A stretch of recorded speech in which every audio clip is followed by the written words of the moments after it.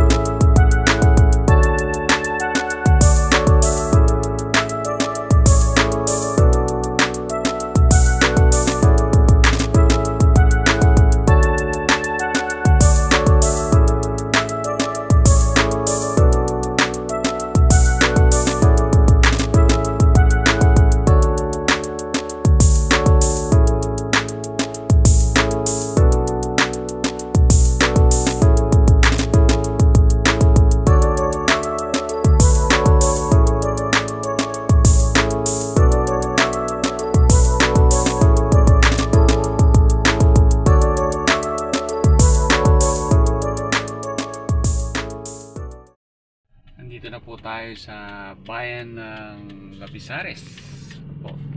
So pasyalan po lang muna natin yung ating mga kaibigan, and then we'll see kung ano po ang magandang pasyalan dito sa Lavisares. Tara po, samahan niyo po ako. So ito po ang bayan ng Lavisares. So makikita po natin yung kanilang munisipyo. So ito yung kanilang church. Yan po, yan ang church nila. So mamaya pupuntahan po natin church nila. So we just visit some friends and then we'll see what other places we can visit dito sa Lavisares.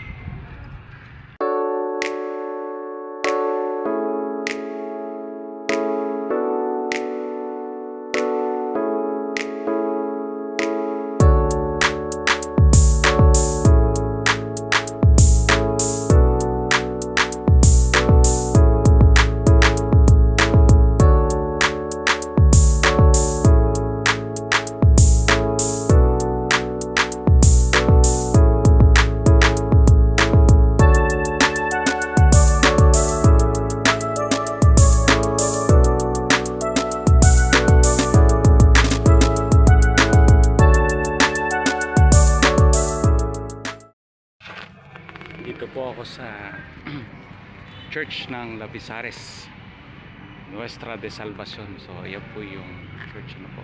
Ganda yung church nila. Very nice. And it was built during the 1960s by an American architect, and they decided to maintain the facade, decision sila kasi napakaganda nga naman. Maganda ng kanilang facade, although it's being renovated right now. So inaayos lang nila yung sa loob, but definitely they have maintained their church. And Lavisares also has this place na tinatawag nilang La Laguna Eco Park. So sabi nila sasakay ka pa raw ng bangka to reach that place. It's a mangrove where you can walk around, and then merong mga cottages, you can swim, you can do kayak and everything, marami kang pwedeng gawin dun sa lugar na yon. I'm also excited to be there in La Laguna Eco Park. One of these days I will feature a video about it, and it's a good place to visit dito sa Lavisares. Why don't you join me in praying for this municipality as we declare blessings coming from the Lord para sa lugar na to. Let's pray, shall we? Father God, we thank you, Lord, for the beautiful place of Lavisares. Lord, we thank you, Father God, for the hospitality of the people. We pray, Father God, na pagyabungin po ninyo ang lugar na ito.